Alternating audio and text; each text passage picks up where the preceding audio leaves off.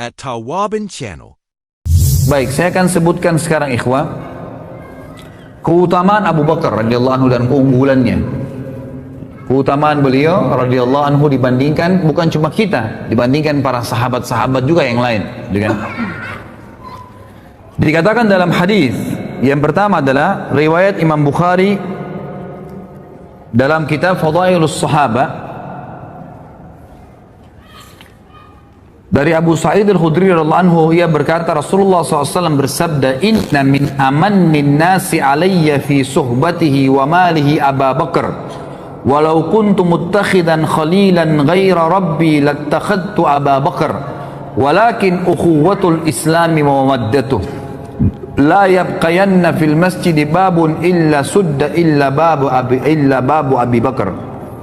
Sesungguhnya orang yang paling berjasa kepadaku, ikhwah ini yang bicara kiai dan guru kita dan Nabi kita Muhammad sallallahu alaihi wasallam.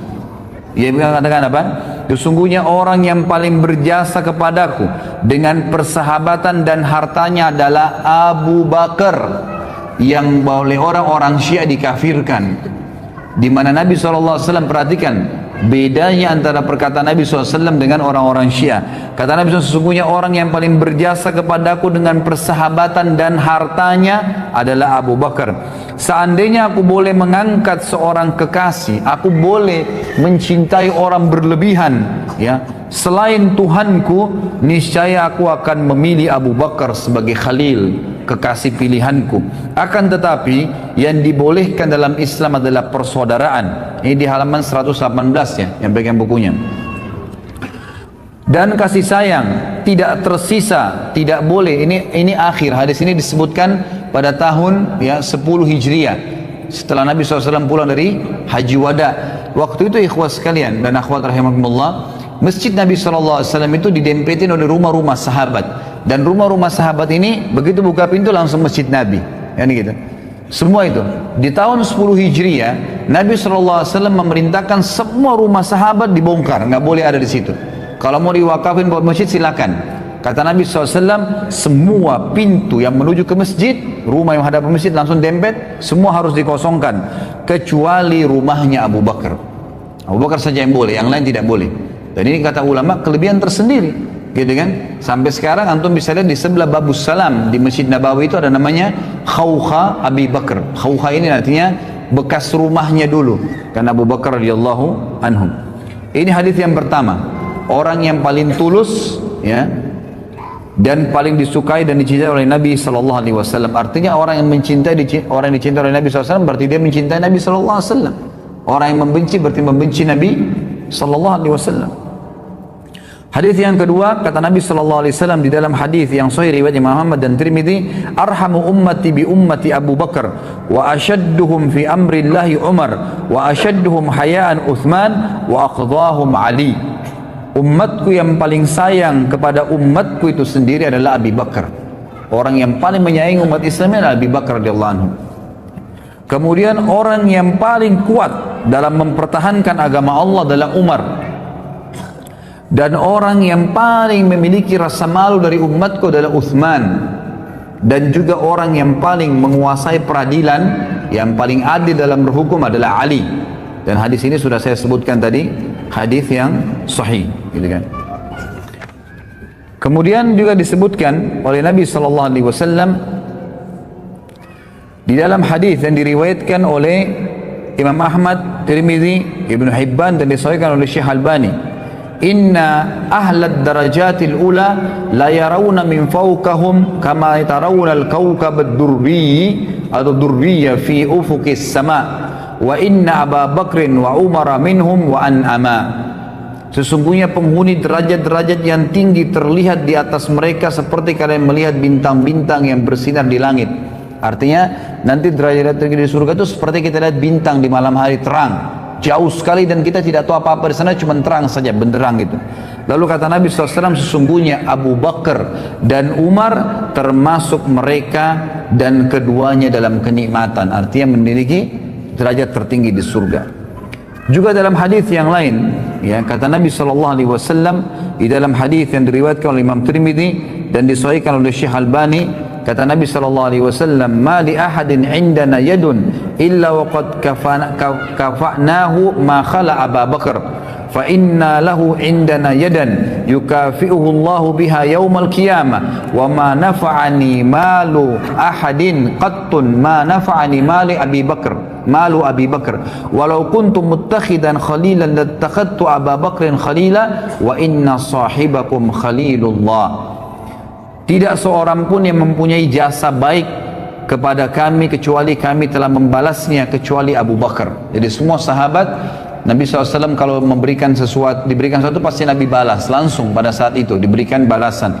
Kecuali Abu Bakar, sesungguhnya dia mempunyai jasa yang mulia, Allah lah yang akan membalasnya pada hari kiamat. Aku tidak mengambil manfaat dari harta seseorang seperti aku mengambil manfaat dari harta Abu Bakar.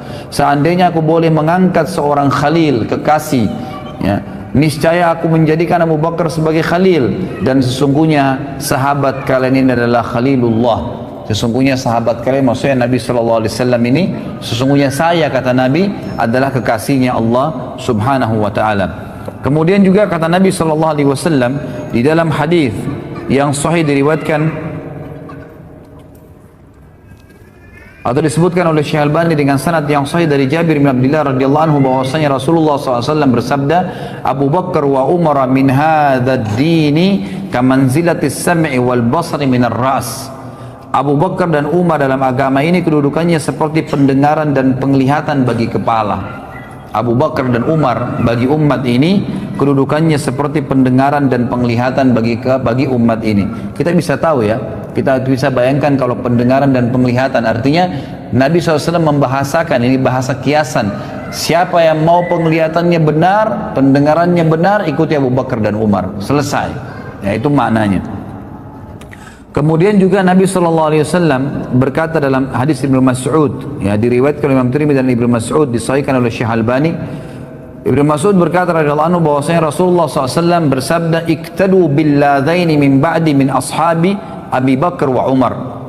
Teladanilah dua orang setelah peninggalku nanti, ya, dari sahabatku, itulah Abu Bakar dan Umar. Jadi banyak sekali penyampaian dari Nabi SAW seperti ini. Kemudian juga hadis yang lain, Nabi SAW dalam hadis diriwayatkan oleh Imam Tirmidzi dalam Kitabul Manaqib, dan Syekh Albani juga menyebutkan dalam sahihnya, dalam silsilah hadis sahihah, bahwasanya Ali radhiyallahu anhu, ya, berkata, suatu hari aku bersama Nabi, aku melihat Nabi SAW, ya, bahwa pada suatu hari Nabi SAW melihat ke arah Abu Bakar dan Umar, dan aku sedang berada di sebelahnya. Ini halaman 121 ya. Maka beliau bersabda, hadani, Nabi SAW bersabda dan Ali mendengarkan. Ali ini yang selalu ditokohkan satu-satunya oleh orang-orang Syiah. Kalau ahli sunnah menokohkan Ali dan semua sahabat radhiyallahu anhum ajma'in, gitu kan. Tapi ini bantahan terhadap mereka. Dalam hadis Tirmidzi dan hadis sahih, kata Nabi SAW, Ali mendengarkan, dan Ali radhiyallahu anhu meriwayatkan hadis ini, berkata, pada saat Nabi melihat Abu Bakar berkata, hadani sayyida kuhuli ahlil jannah minal awwalina wal akhirin illa nabiyyina wal mursalin la tukhbirhuma ya Ali. Dua orang ini adalah sayyid, hulu, orang-orang dewasa penduduk surga dari kalangan orang-orang terdahulu dan orang-orang yang akan datang kemudian, kecuali para nabi-nabi dan rasul. Artinya setelah nabi dan rasul, dari pengikut semua nabi-nabi sebelum Muhammad SAW, sahabat-sahabatnya Nabi Nuh, Nabi Lut, Nabi Isa, Nabi Musa, semua sahabat-sahabat mereka itu semua masih di bawahnya Abu Bakar dan Umar. Karena ini adalah di surga, ya, sebagai pemimpin seluruh penduduk surga dari kalangan orang terdahulu dan orang yang akan datang, kecuali para nabi-nabi dan rasul. Jangan katakan hal tersebut, hai Ali, kepada mereka berdua. Jadi Nabi SAW mengatakan kepada Ali agar tidak menyampaikan kepada Abu Bakar dan Umar. Allahu alam hikmahnya apa, tapi yang jelas seperti itu. Kemudian hadis yang lain riwayat Imam Tirmidzi dan disahihkan oleh Syekh Albani juga, Nabi SAW menjamin bagi Abu Bakar dan sahabat yang lain surga. Beliau bersabda dari Abdurrahman bin Auf, beliau mengatakan, aku mendengarkan Nabi SAW bersabda, Abu Bakar fil jannah, wa Umaru fil jannah, wa Uthmanu fil jannah, wa Aliyun fil jannah, wa Talhatu fil jannah, wa Zubairu fil jannah, wa Abdurrahman ibn Auf fil jannah, wa Sa'ad bin Abi Waqqas fil jannah, wa Sa'id bin Zaid fil jannah, wa Abu Ubaidah fil jannah.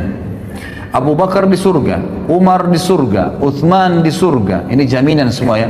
Ali di surga, Talha di surga, Zubair di surga, Abdurrahman bin Auf di surga, Sa'ad bin Waqqas di surga, Sa'id bin Zaid di surga, dan Abu Ubaidah bin Jarrah di surga.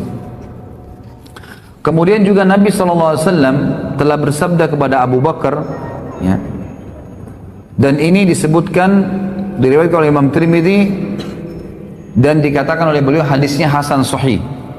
Abdullah bin Umar berkata radhiyallahu anhuma, ia berkata sesungguhnya Rasulullah SAW bersabda kepada Abu Bakar, anta sahibi alal haud wa sahibi fil ghar.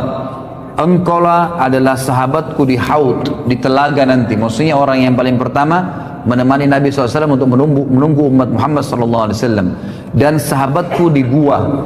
Dan kata para ulama hadis artinya Abu Bakar tanpa hisab, dia sudah menunggu di haud bersama Nabi SAW. Kemudian pengarang buku Tuhfatul Ahwadhi yang terkenal ya, mengatakan sabda Nabi SAW, engkau adalah sahabatku di haud, yakni telaga Al-Kautsar, dan sahabat kedua yang di gua Thur, tempat keduanya bersembunyi pada saat mereka hijrah ke Madinah. Pernah juga terjadi, disebutkan di dalam hadis di halaman 123 footnote nomor 26, diriwayatkan Imam Bukhari dan Abu Daud dan juga Imam Tirmidzi. Waktu Nabi SAW naik ke atas gunung Uhud, ya, kemudian bersama dengan Abu Bakar, Umar dan juga Uthman, lalu goncanglah Uhud itu pada saat terjadi perang Uhud ya. Nabi SAW dan para sahabat berlindung di atas gunung Uhud ya. Kemudian goncang gunung Uhud, maka Nabi SAW menyentakkan kakinya sambil berkata, uthbut Uhud, fa innama alaika nabiyyun wa siddiqun wa syahidan. Tenanglah wahai Uhud, di atasmu ada seorang nabi, seorang siddiq, Abu Bakar, dan dua orang yang syahid, maksudnya Umar dan Uthman radhiyallahu anhum ajma'in. Tentu ini cukup banyak ya. Ya, cukup banyak hadis-hadis yang berhubungan dengan fadilah beliau radhiyallahu anhu, dan ini juga tidak bisa saya sebutkan semua, gitu kan. Yang jelas di sini kita bisa melihat atau mengambil bagaimana Abu Bakar itu punya kedudukan di mata Nabi sallallahu alaihi wasallam. Ada di antara riwayat yang saya pilihkan adalah pernah terjadi di dalam riwayat yang sahih. Ini disebutkan oleh Imam Bukhari di dalam bab Al-Fadail, maksudnya Fadail Sahabat ya. Dari Abu Darda radhiyallahu berkata, aku sedang duduk bersama Nabi SAW, tiba-tiba Abu Bakar datang terpongo-pongo ya, atau tergopoh-gopoh maaf, sambil memegang ujung kainnya sampai lututnya sedikit terlihat. Maka Nabi SAW bersabda, sahabat kalian sedang menghadapi masalah penting. Yaitu Nabi SAW sedang duduk dengan sahabat-sahabat Nabi yang lain, tiba-tiba Abu Darda meriwayatkan Abu Bakar datang dan tergopoh-gopoh, bergesa-gesa sambil mengangkat bajunya karena buru-burunya gitu. Lalu Nabi SAW berkata, sahabat kalian, maksudnya Abu Bakar yang sedang datang ini lagi ada masalah. Maka Abu Bakar mengucapkan salam lalu berkata, ya Rasulullah, antara aku dengan Ibnu Khattab, maksudnya Umar bin Khattab ya, terjadi sesuatu. Aku terlanjur mengucapkan kalimat yang seakan-akan menghinanya, gitu kan.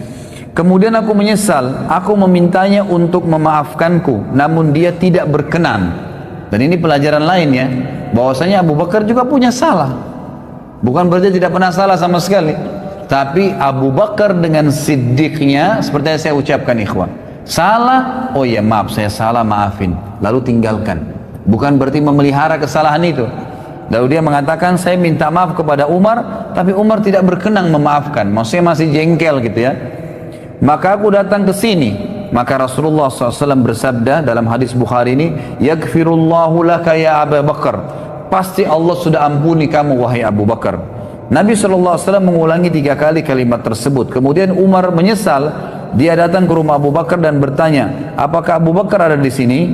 Keluarganya menjawab, tidak. Maka Umar datang kepada Nabi SAW, sementara wajah Nabi SAW berubah karena marah kepada Umar.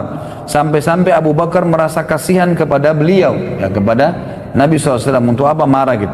Abu Bakar lalu berlutut di depan Nabi SAW dan berkata, ya Rasulullah, akulah yang salah. Aku yang salah ya Rasulullah. Maksudnya bukan Umar. Dan aku yang mau minta maaf. Sambil berlutut depan Nabi SAW. Lalu kata Nabi SAW apa? Ini pelajaran besar. Padahal Abu Bakar yang berbuat salah ya. Cuma karena dia sudah akuin apa yang terjadi. Kata Nabi SAW, Innallaha, dalam hadis Bukhari ini, Ba'athani ilaikum fakultum kadzabta wa qala Abu Bakar sadaqa wa wasani binafsihi wa mali fahal antum tariku li sahibi fahal antum tariku li sahibi. Sesungguhnya Allah mengutusku di Mekah, kemudian kalian semua berkata engkau berdusta. Termasuk Umar kan? Pertama tidak mengimani Nabi SAW, mengikuti orang-orang Quraisy mengatakan Muhammad berbohong. Tetapi Abu Bakar berkata dia benar. Abu Bakar membenarkannya. Abu Bakar telah membantuku dengan jiwa dan hartanya. Apakah kalian berkenan membiarkan dan memaafkan sahabatku untukku? Apakah kalian berkenan membiarkan sahabatku untukku? Maka setelah itu kata Abu Darda, tidak ada lagi orang yang berani menyakiti Abu Bakar. Tidak ada lagi orang yang berani menyakiti Abu Bakar. Kemudian yang tadi saya katakan ikhwah, ini sedikit saya tambahkan masalah masuk Islamnya Abi Quhafa. Riwayatnya disebutkan ya dengan sahih oleh Imam Ahmad dan Abu Ya'la dan Ibnu Hibban, dan disahihkan oleh Syekh Al-Albani dalam silsilah hadis sahihah. Melalui Muhammad bin Sirin ia berkata, Anas bin Malik ditanya tentang semir rambut Rasulullah SAW. Ya, semir rambut Rasulullah SAW. Maka dia berkata, sesungguhnya Rasulullah SAW tidak tumbuh uban kecuali sedikit. Maksudnya Nabi tidak pernah menyemir rambutnya. Akan tetapi Abu Bakar dan Umar sepeninggal beliau telah mewarnai rambut keduanya dengan henna dan khatam. Maksudnya warna yang warnanya coklat kemerah-merahan. Anas berkata, Abu Bakar membawa ayahnya Abu Quhafa kepada Rasulullah SAW pada hari pembebasan kota Mekah. Abu Bakar menggendongnya hingga dia meletakkannya di depan Rasulullah SAW. Maka Rasulullah SAW berkata kepada Abu Bakar, seandainya engkau membiarkan orang tuamu di rumah, niscaya kami akan datang kepadanya. Maksudnya Nabi SAW bilang kepada Abu Bakar, gak usah kamu repot-repot gendong ayahmu, kamu panggil saya akan datang Abu Bakar, gitu kan? Biarin dalam rumah, di rumahnya. Hal itu beliau katakan untuk menghormati Abu Bakar sallallahu alaihi wasallam. Maka Abu Quhafa masuk Islam sementara rambut dan jenggotnya putih seperti pohon, ya, di sini disebutkan taghamah, ya, sebuah pohon yang memang sering daunnya pun bunganya pun putih. Maka Rasulullah SAW bersabda, ubahlah keduanya, tetapi jangan dengan warna hitam.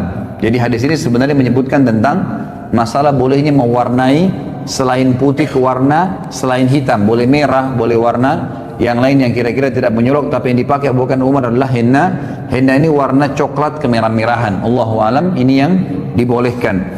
Tapi di sini juga pelajaran besar, ternyata Abu Quhafa telah masuk Islam, dan di sini juga perannya Abu Bakar dalam bersegera ya menyelamatkan kedua orang tuanya. Jadi ikhwah dan akhwat yang orang tuanya masih dalam keadaan kufur, jangan tunda, terus dakwain, terus doain, dan berusaha sampai Abu Bakar menggendong ayahnya yang sudah tua di hadapan Nabi SAW untuk syahadat. Kemudian juga Abu Bakar adalah orang yang paling dicintai, sebagaimana Amr bin As disebutkan dalam hadis riwayat Muslim dan Tirmidzi. Amr bin As ini sahabat Nabi yang terkenal sekali. Ya, pakaiannya selalu bersih, tampan orangnya, selalu wibawa. Orang kalau lihat suka sekali Amr bin As, gitu kan? Dia yang ditunjuk oleh Umar bin Khattab menjadi membebaskan Mesir, Afrika, dan menjadi gubernur di Mesir, gitu. Amr bin As ini, saking setiap ketemu dengan Nabi SAW, ikhwah, selalu Nabi ajak ngomong, selalu ngobrol. Jadi Amr bin As ini mengira dialah orang yang paling dicintai. Dan ini termasuk bahasan dalam akhlak Nabi SAW. Nabi selalu bermuamalah dengan orang, siapapun sama semua, gitu, sama semua. Sampai orang itu mengira dia orang yang paling dicintai. Amr bin As dengan bangga berkata, ya Rasulullah, aku ingin bertanya pada anda depan sahabat-sahabat yang lain nih. Dia pikir karena selama ini muamalahnya Nabi khusus gitu sama dia. Lalu dia bilang, siapa orang yang paling anda cintai ya Rasulullah? Kata Nabi SAW, Aisyah. ya, istrinya. Lalu kata sahabat, kata Amr bin As, bukan ya Rasulullah, laki-laki maksud saya, gitu kan. Langsung kata Nabi SAW, ayahnya, maksudnya Abu Bakar. Jadi di sini Amr bin As sempat terkagetkan, dia pikir dialah selama ini orang yang paling dicintai oleh Nabi SAW. Abu Bakar ikhwah, satu-satunya orang yang mendapatkan jaminan akan masuk dari 8 pintu surga dan akan dipanggil namanya hari kiamat dan didengar oleh seluruh orang, sebagaimana disebutkan di dalam hadis riwayat Imam Bukhari dan Muslim. Kata Nabi SAW dari Abu Hurairah anhu, man anfaqa zawjaini min syai'in minal asya'i fi sabilillah du'iya min abwabil jannah ya Abdullah hadha khair faman kana min ahli salati du'iya min babis salah wa man kana min ahli jihadi du'iya min babil jihad wa man kana min ahli sadaqah du'iya min babis sadaqah wa man kana min ahli siyami du'iya min babis siyam wa babir rayyan, ya. Jadi di sini dikatakan barang siapa yang menginfakkan sepasang harta, maksudnya di sini adalah dia menginfakkan dirham dan dinar, itu kan, seperti itu, atau 2 hewan jantan dan betina dari segala sesuatu di jalan Allah, dia dipanggil dari pintu-pintu surga. Wahai hamba Allah, ini adalah kebaikan. Barang siapa yang termasuk orang-orang yang mendirikan solat, maka dia dipanggil dari pintu solat. Siapa yang berjihad, dipanggil dari pintu jihad. Siapa yang bersedekah, dipanggil dari pintu sedekah. Barang siapa yang termasuk, ya, orang-orang yang berpuasa, dipanggil dari pintu puasa, dan itu namanya pintu rayyan, ya. Artinya gini ikhwan, semua pintu itu nanti sesuai dengan amal-amal ibadahnya orang. Ada orang yang punya di setiap pintu istana, dia bisa datangin kapan saja kalau dia mengerjakan jenis-jenis ibadah ini. Kata Abu Bakar, ya Rasulullah, adakah orang yang dipanggil dari semua pintu itu, semua dia bisa dapat di surga? Nggak ada pintu yang tidak dipanggil, gitu kan? Maka kata Nabi SAW, ya, dan aku berharap engkaulah orangnya.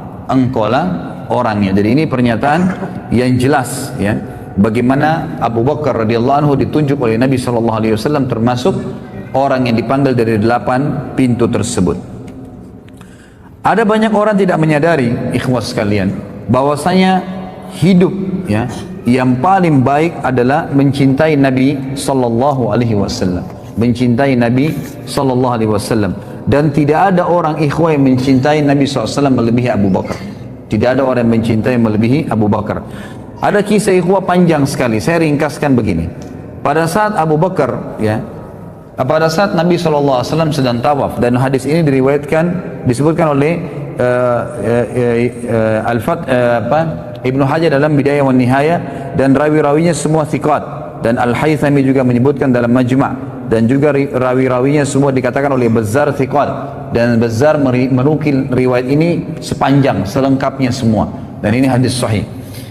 Suatu hari Nabi SAW sedang tawaf di Ka'bah, kemudian tiba-tiba Nabi SAW dikeroyokin oleh orang-orang Quraisy. Pada saat dikeroyokin oleh orang-orang Quraisy, gitu kan, maka ada yang menarik baju Nabi SAW, ada yang mendorong Nabi SAW, ada yang berusaha memukul Nabi SAW, dikeroyokin, gitu kan. Dan tidak ada satu orang pun yang berani untuk membela Nabi SAW waktu itu. Sampai datangnya Abu Bakar, ya, Abu Bakar kebetulan waktu itu dikatakan adalah kepala suku Taim. Datang kemudian mendobrak orang-orang Quraisy tersebut, dan Ali berkata, pada saat itu kami semua menyaksikan, ya, tidak ada seorang pun di antara kami yang berani membela Nabi SAW karena banyaknya orang-orang Quraisy yang mengurumuni Nabi SAW. Sampai datangnya Abu Bakar, lalu Abu Bakar memindahkan mereka satu persatu, mendorong dan memukuli satu sama yang lain sambil berkata, ya, apakah kalian mau membunuh seseorang yang mengatakan Tuhanku Allah? Lalu datanglah orang-orang Quraisy mengurumuni Abu Bakar sampai datangnya seseorang yang bernama Utbah bin Rabi'ah. Ya, ini Utbah bin Rabi'ah nanti yang mati di perang Badar, terbunuh di tangan Hamzah radhiyallahu anhu, ya. Maka Utbah bin Rabi'ah pun memegang Abu Bakar lalu menghantamkan sendal yang terisikan dengan dobel karet yang keras ke wajah Abu Bakar dan menjatuhkan Abu Bakar ke tanah, lalu duduk di atas dadanya dan terus memukuli Abu Bakar sampai tidak bisa dibedakan antara hidung dan wajah Abu Bakar karena banyaknya darah yang mengalir, dan akhirnya Abu Bakar pun terpinsankan. Lalu datanglah suku Taim membela Abu Bakar sampai-sampai mereka memikul Abu Bakar, ya, dengan dengan kain, sehelai kain, dan mereka membawa ke rumahnya. Dan waktu itu Ummul Khair, ya, ibunya Abu Bakar masih ada, dan Ummu Khair pun ini duduk sambil menyangka Abu Bakar anaknya sudah meninggal dunia. Mereka terus berusaha memanggilnya, menyadarkannya, membersihkan luka-lukanya sampai sore hari. Pada saat sore hari ternyata Abu Bakar masih bangun dan ternyata dia cuma pingsan. Kalimat yang paling pertama diucapkan oleh Abu Bakar pada saat bangun, bagaimana keadaan Rasulullah Muhammad sallallahu alaihi wasallam dalam kondisi sakit keras, gitu kan. Lalu orang-orang sukunya yang kafir-kafir, yang memang tadinya memang membela karena kesukuan, mengatakan tinggalkan saja dia. Bukannya dia peduli dirinya, malah dia peduli dengan temannya, gitu kan. Maka Abu Bakar pun tetap mengucapkan kalimat bagaimana keadaan Rasulullah kepada ibunya. Kata Ummul Khair, waktu itu belum masuk Islam ya, dia mengatakan saya tidak tahu tentang keadaan temanmu. Kata Abu Bakar, coba tanya kepada Ummu Jamil bint Khattab, ini salah satu muslimah, sahabiat gitu kan. Coba tanyakan kepada Ummu Jamil. Ini yang pegang buku di halaman 130 131 ya kisahnya, 130 sampai 131. Jadi ini saya ringkaskan. Sekarang saya sedang bahas 131 di paragraf pertama. Pergilah kepada Ummu Jamil binti Khattab, tanya kepadanya. Ummu Jamil ini kebetulan seorang sahabiat yang sudah masuk Islam, gitu kan. Lalu datanglah Ummu Jamil kepada Abu Bakar, lalu berkata, Abu Bakar mengatakan, bagaimana keadaannya Rasulullah SAW? Kata Ummu Jamil, ada ibumu, Ummul Khair. Kata Abu Bakar, tidak ada masalah, sampaikan saja. Maka Ummu Jamil mengatakan dia dalam keadaan baik. Maka Abu Bakar pun mengatakan Alhamdulillah. Ya. Kemudian Abu Bakar pada saat sudah bisa bangun sedikit saja, beliau disuruhkan makan oleh Ummul Khair, ibunya. Beliau mengatakan, demi Allah saya tidak akan makan sampai saya mengetahui tentang keadaan Rasulullah sallallahu alaihi wasallam, sampai saya bertemu dengan beliau. Maka Ummul Khair pun ibunya dan Ummu Jamil meminta Abu Bakar agar bersabar dulu sampai orang-orang selesai bubar semua, ya, karena ini keadaannya tadi tegang, dikeroyokin, ya, orang berkelahi pada saat itu. Setelah itu keduanya memikul Abu Bakar sampai di depan Nabi SAW, dan pada saat tiba di sana Rasulullah SAW pun mencium Abu Bakar, ya, mencium Abu Bakar, dan kaum muslimin menyaksikan masalah tersebut. Lalu Rasulullah SAW sangat terharu melihat keadaannya, hidungnya sudah hancur, gitu kan, penuh dengan darah semua, dan tidak bisa ngomong pun, tergagak-gagak ngomongnya. Lalu berkata, ya Abu Bakar, tidak ada apa-apa ya Rasulullah, aku tidak apa-apa, demi ibu dan ayahku tebusannya. Maksudnya ini biasa orang-orang Arab mengatakan begitu, misalnya Anda lebih berni daripada ibu dan ayah saya. Itu bukan sumpah ya, tapi perkataan santun diucapkan. Tebusannya ayah dan ibuku ya Rasulullah, aku tidak apa-apa. Terus Abu Bakar mengatakan sambil menangis, dan Rasulullah SAW mengecup kepala Abu Bakar, ya, dan ini, ya, dan lalu Nabi SAW mendoakan Abu Bakar dengan doa yang baik, ya, doa yang baik. Lalu Abu Bakar sempat pada saat itu mengatakan, ya Rasulullah, ini ibu saya Ummul Khair, orangnya baik, orangnya santun, ajaklah dia masuk Islam dan doakanlah. Maka Nabi SAW pun akhirnya, ya, mengajak masuk Islam, dan masuk Islamlah Ummul Khair pada saat itu. Masuk Islam ibu Abu Bakar, jadi ibu dan ayahnya masuk Islam. Tapi di sini diangkat oleh penulis buku, judulnya khusus tentang bagaimana cintanya Abu Bakar kepada Nabi SAW, dengan bukti dalam keadaan sakit pun tidak mau makan, tidak mau minum, ya, dalam kondisi berdarah semuanya, tetap dia membela Nabi SAW dan mendahulukan melihat beliau, memastikan keadaannya baru beliau mau makan dan minum. At Tawabin Channel,